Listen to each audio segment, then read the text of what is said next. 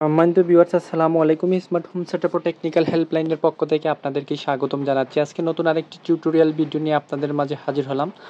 আজকের এই ভিডিওটি সম্পূর্ণ নতুন টেকনিশিয়ান ভাইরা যারা রয়েছেন তাদের জন্য। আশা করি স্কিপ না করে ধৈর্য সহকারে সম্পূর্ণ ভিডিওটি দেখবেন। চলে যাচ্ছে আমরা ভিডিওর মূল টপিকসে। ভিডিওর থাম্বনেল দেখে কিছুটা হলেও অনুমান করে নিয়েছেন কোন ধরনের ভিডিও হতে যাচ্ছে। আজকের ভিডিওর মূল টপিকই হচ্ছে অটোমেটিক ট্রান্সফার চুইস, অথবা এটাকে অনেকেই বলে থাকেন অটোমেটিক চেঞ্জ ওভার চুইস। এই চুইসটা কিভাবে প্রপার ওয়েতে কানেকশন করবেন। শুরুতেই দেখতে পাচ্ছেন বাম পাশের কর্নারে রয়েছে আমাদের মেইন সাপ্লাই এনার্জি মিটার, নিচে রয়েছে ডিপি একটি ডাবল পোল সার্কিট ব্রেকার, তার নিচে রয়েছে আমাদের অটোমেটিক ট্রান্সফরমার চুইসটি। ডান পাশের কর্নারে দেখতে পাচ্ছেন আমাদের জেনারেটর। এখানে জেনারেটরও হতে পারে, ইউপিএসও হতে পারে, ইনভার্টার হতে পারে, অথবা সোলার হতে পারে। তার নিচে একটি ডাবল পোলের ডিপি সার্কিট ব্রেকার রয়েছে, আর মধ্যখানে তো আমাদের অটোমেটিক চেঞ্জ ওভার রয়েছে। তার নিচে কিন্তু রয়েছে আমাদের লোডে পাওয়ার সাপ্লাই নিয়ে যাওয়ার জন্য এখানে আমরা ব্যবহার করছি ডাবল পোলের একটি ডিপি সার্কিট ব্রেকার। আর এই লোডটি টেস্ট করার জন্য কিন্তু আমরা ডান পাশেই রেখেছি আরেকটি বাতি। সো এইটা কিভাবে আপনারা কানেকশন করবেন, চলে যাচ্ছি আমরা কানেকশন ডায়াগ্রামে।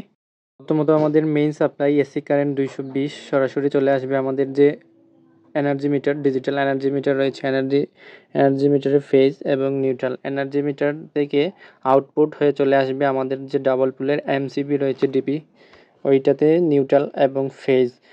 তারপর এখান থেকে আমাদের চলে আসবে আমাদের যে অটোমেটিক চেঞ্জ ওভারে চলে আসবে লাইন। অটোমেটিক চেঞ্জ ওভারে 1 এবং 2 রয়েছে, আপনারা দেখে শুনে কানেকশনটি করবেন। 1 এর মধ্যে ফেজ রাখবেন, 2 এর মধ্যে নিউট্রালটি কানেকশন করে দিবেন।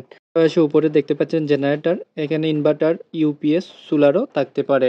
যে ইকুইপমেন্ট থাকুক ওইটা থেকে লাইন সরাসরি নিয়ে আসবেন ডাবল পোল ডিপিতে 1 এবং 2 দেখে কানেকশন করে নেবেন। 1 এ ফেজ ইন করাবেন, 2তে নিউট্রাল ইন করাবেন। আউটপুট নিয়ে সরাসরি চলে যাবেন আমাদের অটোমেটিক চেঞ্জ ওভারে। 1 এবং 2 রয়েছে, 1 এর মধ্যে ফেজ ইনপুট করাবেন আর 2 এর মধ্যে নিউট্রাল ইনপুট করাবেন।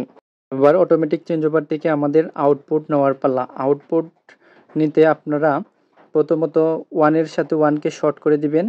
তারপর এই যে দেখেন 1 এর সাথে 1কে আমরা শর্ট করে দিচ্ছি, 2 এর সাথে 2কে আপনারা শর্ট করে দিবেন, অর্থাৎ ফেজের সাথে ফেজ শর্ট হয়ে যাবে, নিউট্রালের সাথে নিউট্রালটি শর্ট হয়ে যাবে। আমরা কিন্তু কানেকশনটা ওই ফেজ নিউট্রালের টার্মিনাল থেকেও নিয়ে নিতে পারতাম, আপনাদেরকে বোঝানোর জন্য মধ্যখান থেকে নিচে আপনারা কিন্তু চেঞ্জ ওভারের গুড়ি থেকেই আপনারা কানেকশন নিয়ে নেবেন। তারপর আমাদের লোডের ডাবল পোল সার্কিট ব্রেকারে ইনপুট করে আউটপুট সরাসরি চলে যাবে আমাদের লোডে। এখানে আমাদের সার্কিটটি সম্পূর্ণরূপে কমপ্লিট। অটোমেটিক চেঞ্জ ওভারটি যেভাবে কাজ করবে দেখতে পাচ্ছেন, চেঞ্জ ওভারের বাম পাশে এন রয়েছে, অর্থাৎ নর্মাল পাওয়ার সাপ্লাই। এটা হচ্ছে আমাদের প্রথম সোর্স, এবং ডান পাশে দেখতে পাচ্ছেন আর, এটা হচ্ছে আমাদের দ্বিতীয় সোর্স। আমাদের প্রথম সোর্স এসি কারেন্ট 220 যখন এখানে ফিল করবে তখন আমাদের চেঞ্জ ওভারটি অটোমেটিক সিলেক্ট হয়ে যাবে আমাদের দ্বিতীয় সোর্সে। আবার যখন প্রথম সোর্সে বিদ্যুৎ চলে আসবে তখন দ্বিতীয় সোর্স থেকে নবটি অটোমেটিকই প্রথম সোর্সে শিফট হয়ে যাবে। এটাই হচ্ছে অটোমেটিক চেঞ্জ ওভারের কাজ। অটোমেটিক চেঞ্জ ওভারে ম্যানুয়ালি কিছু করতে হবে না।